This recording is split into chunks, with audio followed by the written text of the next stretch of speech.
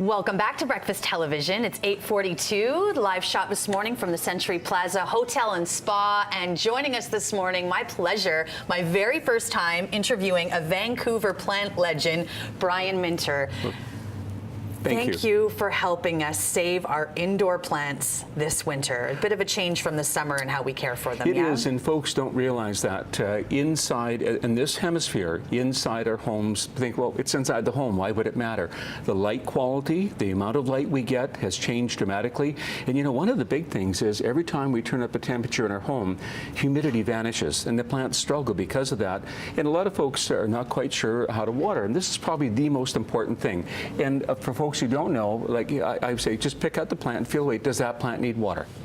No, this plant does not need water because it's heavy, Exactly. and I can also see the dirt is still not that dried out. We do have to say soil, but that's okay. Okay.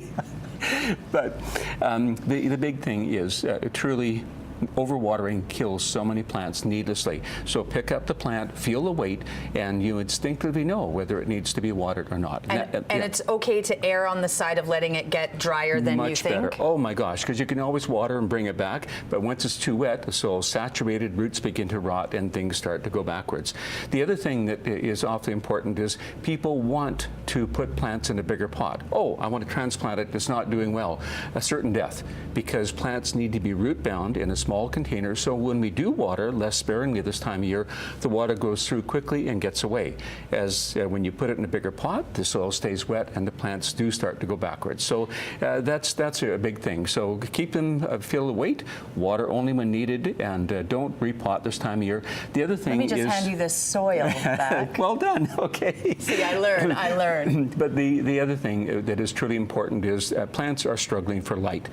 We have so many light fixtures today that you can put over plants. Sunblaster is a company that has, you just plug in fluorescent tubes, vastly improves the light, and you need that 8 to 16 hours a day.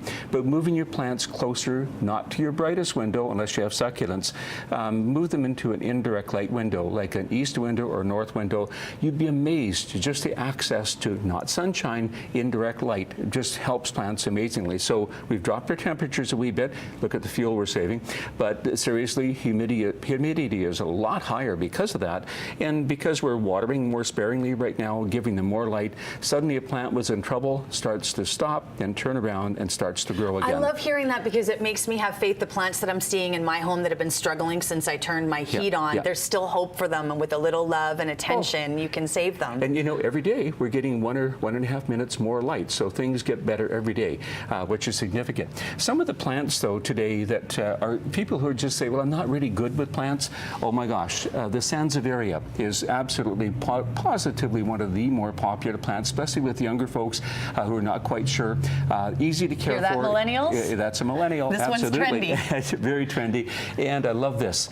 This is the same plant, but it's called cylindrica because it's not only in a cylindrical form. Look at somebody as carefully woven. It's really about adding value, so it's not just an ordinary plant. It's something that is artistic as well, which I think is hugely popular. On that, Brian, if you have a plant like this that is woven, you have to continue to weave it, or is it just going to kind of take care of itself? You asked a difficult question there. Because these are normally done in a very tropical, hot, humid climate, they grow so quickly they can do that. It doesn't happen the same in terms of where we're going. So if you're really good at weaving and moving, certainly you can do it. But essentially the plant, this is the structure, and it will continue to grow. And I think it looks beautiful because even though you get the tops on, the bottom part that has that beautiful intricacy in terms of weaving, it'll be just fine. The other thing that's really good and so popular, I don't mean to reach in front of you here, but this is what is called the money plant, or Pachura. It does so well this time of year with lower light, and it's a lucky plant in terms of if that's a big deal. Buy a lotto ticket when you buy the plant, and things like this wonderful ponytail palm. People love I'm going to buy it just for the name, Brian. It is great. It does look at ponytail but they love the bulbous roots, which are kind of cool as well. And I would have to say one of the most popular plants are the lucky bamboos, which are actually dracaenas. You just stick them in water and they seem to do pretty well. People don't realize that they are dracaenas. You can put them in soil or in stones we have over here. It's much more beautiful in terms of that look and so on as well. But also for color this time of year, people think, oh, I can't look after an orchid. Do you know they are one of the best values in terms of having color inside your home? They are, especially the smaller ones, very inexpensive. They last for months. Oh. And the big thing is people kill them, and that's a really good point, by overwatering. Pick up the plant, feel the weight, and if it is really not heavy, leave it. Better to mist the foliage to bring up the humidity inside our homes, and that's all you really need to do. People love the ice cube method where you put some ice cubes on. I mean, that's one way of doing it, but again, feeling the weight I think is kind of cool. This is probably the hidden wonder, and a little disappointed that more folks in our part of the world don't have bromeliads inside your home.